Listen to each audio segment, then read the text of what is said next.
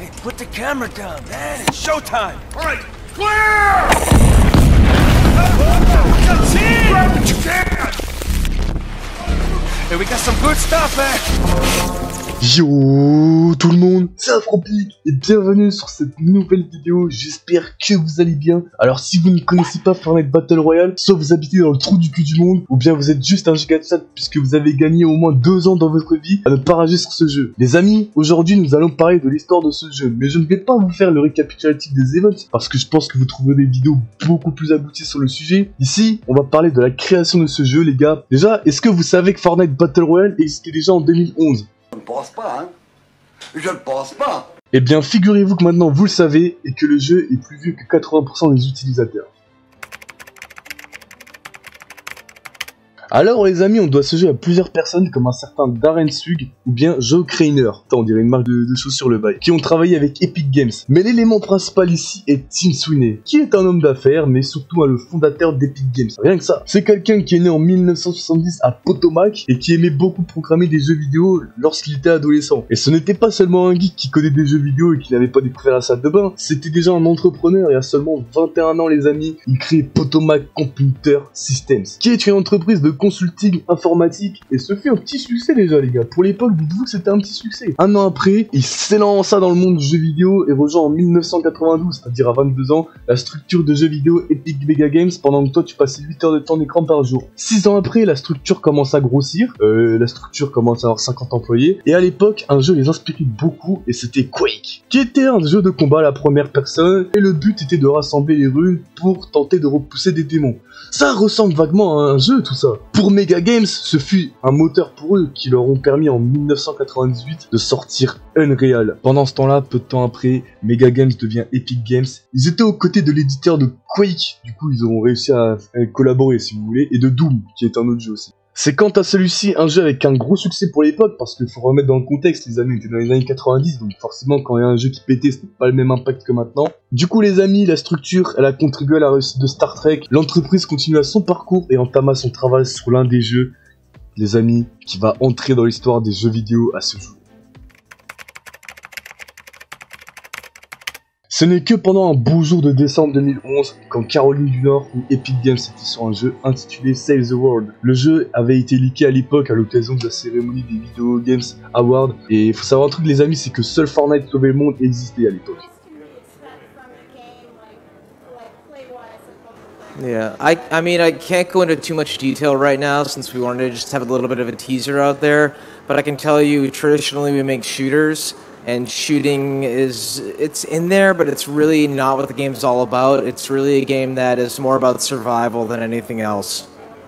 En fait les amis, Video Games Awards c'est un peu comme la Paris Games Week, tu vois, tout simplement. Donc là si vous voulez, il y avait Epic Games qui sortait Gears of War 3, qui était un jeu pareil de combat et tout, de tir. Il faut aussi savoir que les développeurs sont inspirés de Minecraft, qui, on ne va pas se mentir, était le jeu de l'époque. Bref, c'est pour ça qu'il y a eu des constructions, hein, d'où les builds de Fortnite d'ailleurs, Battle Royale, on va y revenir par la suite des amis. La première version du jeu était sortie en juillet 2014, les premiers joueurs ont pu tester le jeu, mais bon, c'était un serveur privé, et il a fallu attendre El Famoso le 25 juillet 2017 pour que celui-ci sorte officiellement. En accès anticipé, bien sûr, je précise. Alors l'objectif de Fortnite Sauver le Monde les gars était tout simplement, oh là là alors là, de sauver le monde. C'est absolument incroyable, voilà. Non, le but était de coopérer avec d'autres joueurs afin de défendre des bases contre des zombies appelés les Husks, même si certains d'entre eux ressemblaient plus à TK70.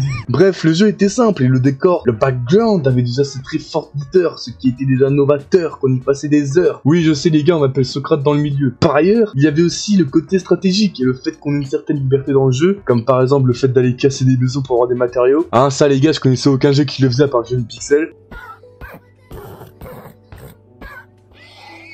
Il y avait aussi une progression des héros, comme par exemple le fait qu'au début tu commences avec une femme et ensuite tu termines avec un homme.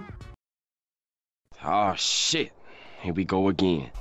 Et surtout ce que j'aimais bien par contre les gars, ce que vraiment j'aimais bien dans ce monde, c'était les cinématiques qui me faisaient beaucoup à GTA, parce qu'en fait si vous voulez à l'époque j'étais un énorme gamer GTA. C'est le jeu phénomène des cours de récréation. En 6 mois à peine, Fortnite a séduit 45 millions de joueurs dans le monde. Has some kids and even adults addicted. Yeah, Fortnite rehabs are now opening in some parts of the country.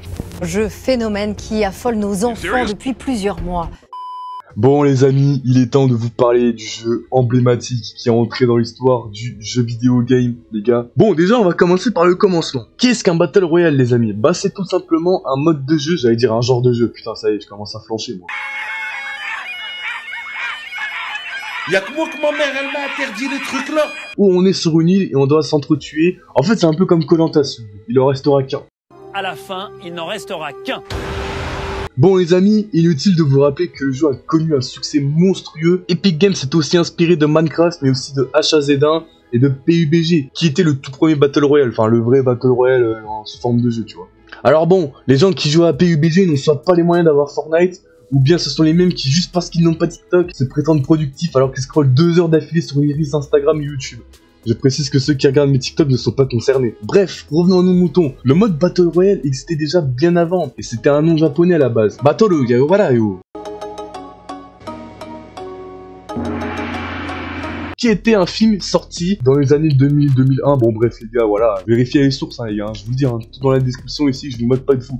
Et c'est pas les sources Wikipédia, contrairement à certains. Et il y avait aussi un autre film aussi que Epic Games s'était inspiré, c'était Hunger Games. Bon, Epic Games s'est donc inspiré de ce concept, et les gars, il a fallu attendre le 26 septembre 2017. Et en 2018 pour les iOS. Et les gars, ce fut un véritable carton dans le vidéo game. Vous avez déjà tout compris à l'époque. Vous avez déjà une stratégie marketing faisant des collabs avec des gens connus. On y ajoute un nouveau jeu gratuit. Parce qu'en fait, faut bien le préciser, ça. C'est que Fortnite, comme il était gratuit, c'est vraiment ça qui leur a permis de leur faire péter. D'ailleurs, les gars, je tiens quand même à préciser, c'est que vraiment un nouveau jeu qui était gratuit, si vous voulez, c'est un peu comme Sauver le Monde. J'ai oublié d'en parler, mais en fait, à la base, Sauver le Monde coûtait respectivement dans les 60, voire dans les 100 balles. Ça dépendait des packs que tu prenais, tu vois. Bon, ils ont décidé de mettre le truc en gratuit, ça leur a cassé les couilles, tu vois. Ils se disent, ouais, mais bon, on a fait le truc, on a travaillé, on va mettre en gratuit, tout ça pour foutre en gratuit. Au final, le jeu a quand même bien pris. Après, ils l'ont remis en payant, mais là, c'est plus parce que c'est des gros rats. Bref, les amis, on y ajoute un mode de combat unique à la 3ème personne. On peut y jouer avec des amis. Le jeu est multiplateforme, des matchs régulières, des événements de fou qui créent forcément une hype de fou. Alors, les amis, personnellement, je connaissais aucun jeu où il y avait des bus volants en montgolfière, tu vois. Lorsque le jeu est sorti, je me souviens qu'au collège, tout le monde tapait des fuzz dans les couloirs, c'était vraiment insane et c'était vraiment un bon moyen de se faire des potes. Le jeu prenait vraiment une telle ampleur que même les grandes chaînes de télé en parlaient. En plus de ça, à l'époque, c'était vraiment le jeu le plus streamé sur Twitch et YouTube. C'était vraiment un truc de zinzin. Beaucoup de youtubeurs y ont vu du buzz. Je peux citer notamment Le Bouzeux, Inoxtag et y compris moi. Mais bon, le problème c'est qu'à l'époque, les gars, j'étais sur PS4 et le truc, le bouton cher sur la manette, je savais pas comment ça fonctionnait. Donc bon,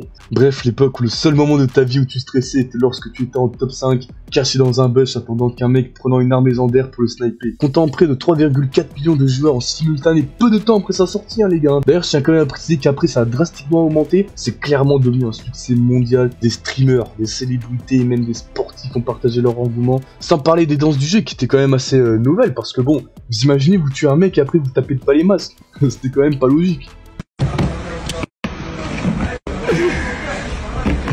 3, 2, il faut que tu sois rapide, hein. 3, 2, 1, allez, fin. Allez, deuxième.